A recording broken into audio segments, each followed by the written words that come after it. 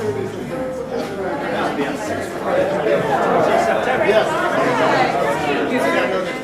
welcome to today's panel discussion, the future of composting, options, obstacles, and opportunities.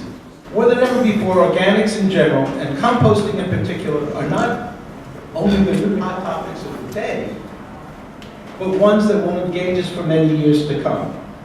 The curbside collections of composting have begun to take place, puts the city firmly in charge of commercial composting. For years, Grow New York has been collecting compost at all the farmers markets.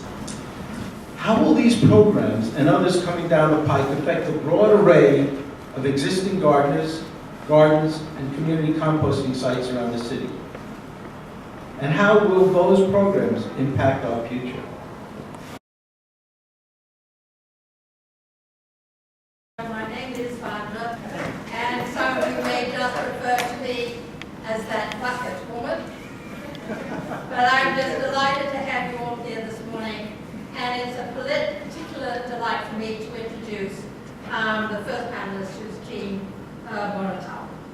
Countless composting operations have come because of Jean's sound and enthusiastic advice. She's helped negotiate the obstacles between the worlds of official waste management services and developing policies and research for community-based composting. We have all these organics. We need to add things to those organics and to add microbes to those organics. Microbes live on oxygen. They have to have oxygen or they can't function. And moisture. They've got to have moisture. We just don't want it all in one place. We want it to be convenient. We want it to be around the communities. We really shouldn't have one fresh hills that we compost everything at or something like that, because when we do that, we're concentrating too much waste in one. I think we could have some of these batch systems in New York City to pre-process our food, maybe on some of those vacant lots. We can take it to outlying areas where it's a semi-stable material at that point, and we have half the weight that we have to ship out. And then it could be finished and it could come back into New York City, or it could come in to be used in other places. Hello, my name is Josh Eichen. I am a Senior Regional Planning student at the Pratt Institute. There is going to be an available source segregated waste stream for processing. I think that one of the big questions is going to be is where does that material go? In that context, I've been exploring anaerobic digestion specifically.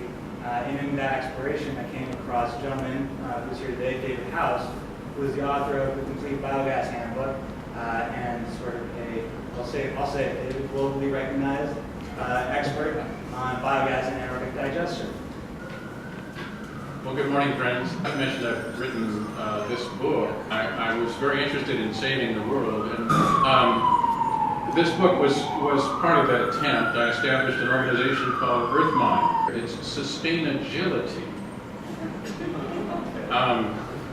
The basis of it has to be that we understand the way the planet solves problems.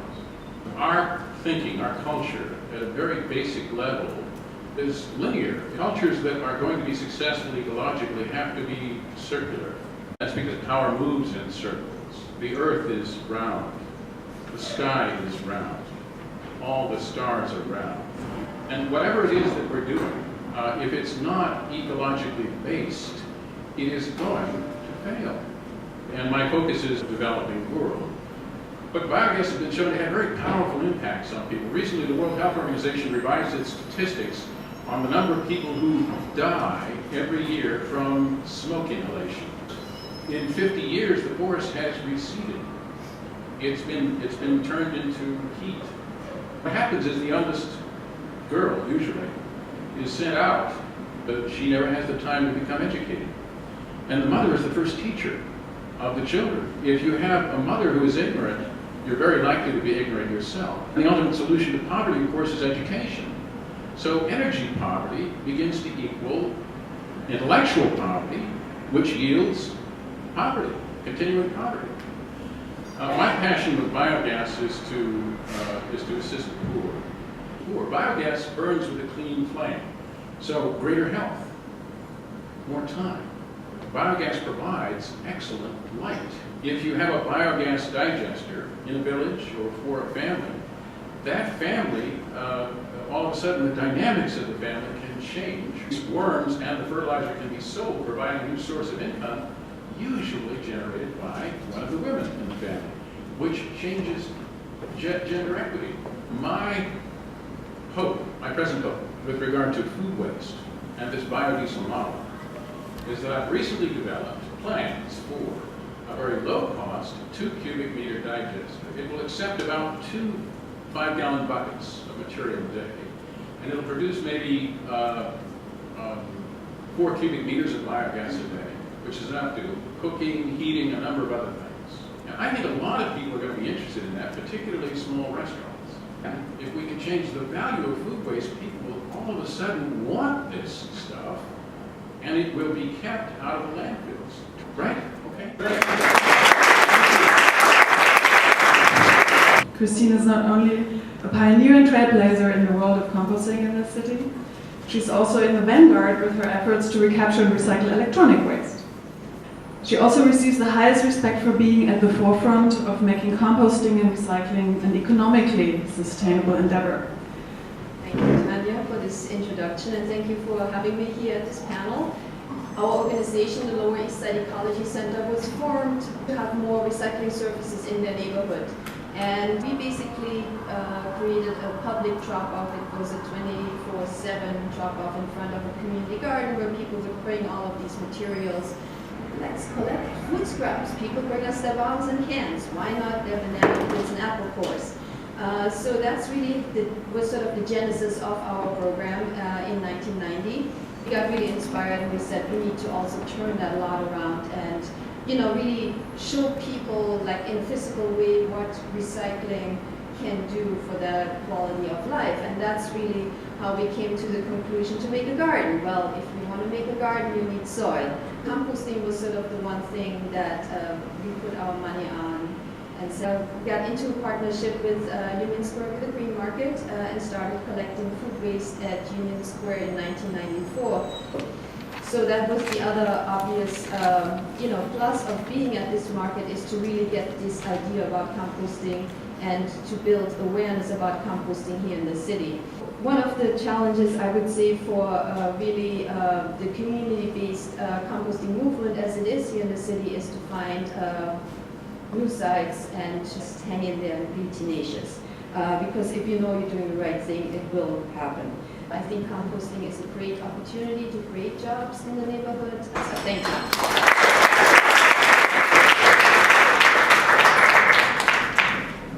My name is Greg Todd. I'm a community activist, a permaculturist, a member of the Food Swab, a composter, a microcarder, and I also facilitate a garden in Crown Heights called Yamani Garden. And we live in a very delicate system right now that's highly leveraged with cheap energy. But I think Sandy made us realize that that's not always going to be the case. That the closer we can be to the source of our basic life support systems, the more resilient we're going to be. So without further ado, allow me to introduce Gil Lopez. I'm going to be talking about micro-composting in NYC, and I'm going to talk about Smiling Hawks Head Ranch a little bit. I am from Mississippi, and I lived in Florida for a little while, where I got into permaculture actually. I helped people learn about how to grow food in their yard. We had a backyard farmer coalition in New York City. A fellow named Stefanos Koulias was running an amazing project in Western Queens called the Western Queens Compost Initiative. The Parks Department, underneath the Queens Bridge, to actually have a facility to manage a large-scale composting project. We decided to start Smiling Hawks Head Ranch. We broke ground in 2011 in Long Island City, Queens, quietly.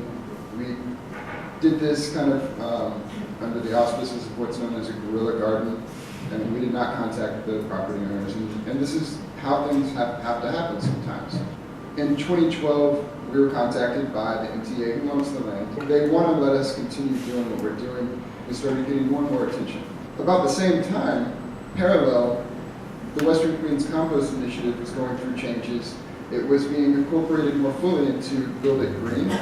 but everything is intertwined. The Queens Library currently has 4 community compost collection sites, because the libraries, by design, have been placed in parts of the community that are accessible. It's a great way for people to, one, become more engaged with their library. At the Queens Library has been a very empowering way to actually address the local folks that live and work around the places where I'm doing my work of collecting and processing compost.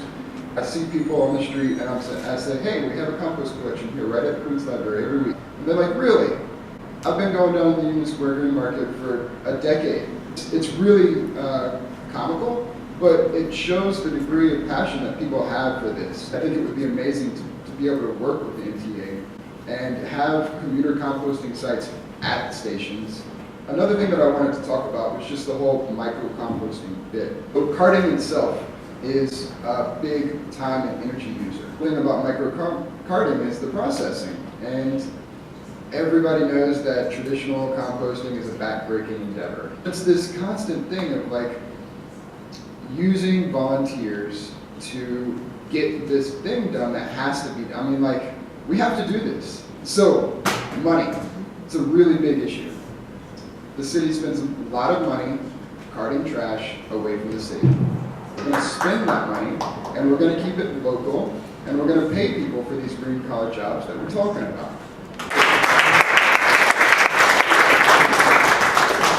This is a wonderful opportunity for Borough Hall to really take a lead in so many ways as far as teaching and educating and investing in what is a transformative moment for Brooklyn to be able to engage in the reuse, renew, recycle evolution of creating that green collar job as the third alternative to industry.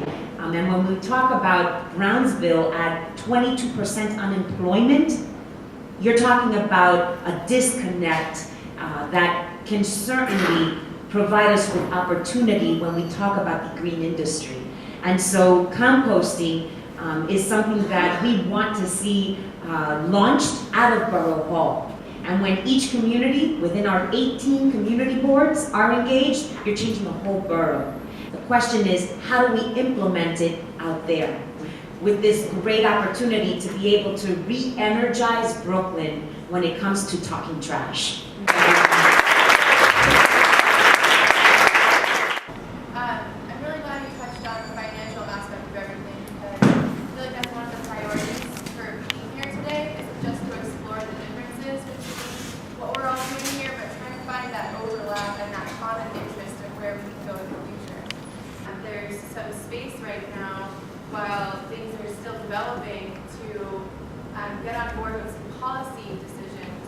There's opportunities to create more programs, maybe modeled after things like Earth Matters, Lower East Side Ecology Center. How can we replicate them with the funding we already have set aside for waste management? You could create one composting center and education facility in each of the 59 districts to create jobs, manage waste, and do better with education. I'm really proud of everyone being here today. Thank you guys so much for